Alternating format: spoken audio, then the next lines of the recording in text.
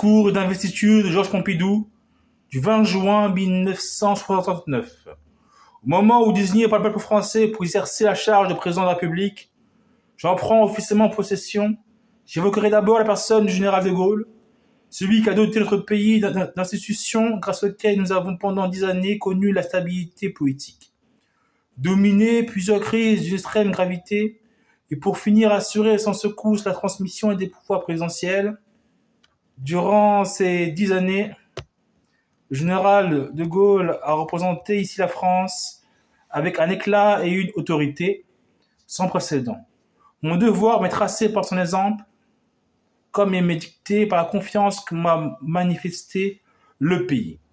J'ai la ferme intention de le remplir dans le strict respect de la Constitution de la Ve République et avec la volonté de maintenir la dignité de la France.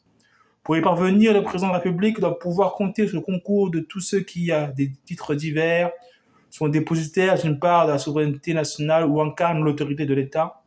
C'est vous dire, messieurs, l'importance des tâches qui vous incombent et le désir que j'ai de collaborer largement avec chacun d'entre vous, dans le cadre de vos attributions propres, comme avec les assemblées et les corps que vous représentez. C'est dans cet esprit que je vous assure de toute ma considération et de ma confiance. Vive la République, vive la France. Discours de Georges Pompidou du 20 juin 1969. Au moment où désigné par le peuple français pour exercer la charge de président de la République, j'en prends officiellement possession.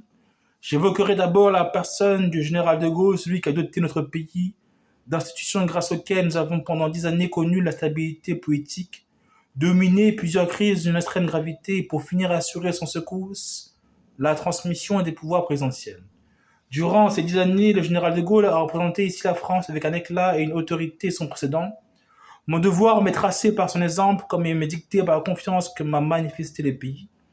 J'ai la ferme intention de remplir dans le strict respect de la Constitution de la Ve République et avec la volonté de maintenir la dignité de la France. Pour y parvenir, le président de la République doit pouvoir compter sur le concours de tous ceux qui, à des titres divers, sont dépositaires d'une part de la souveraineté nationale ou incarnent l'autorité de l'État. C'est vous dire, messieurs, l'importance des tâches qui vous incombent et le désir que j'ai de collaborer largement avec chacun d'entre vous dans le cadre de vos attributions propres, comme avec les assemblées et les corps que vous représentez. C'est dans cet esprit que je vous assure de toute ma considération et de ma confiance. Vive la République, vive la France. Et vive Georges Pompidou.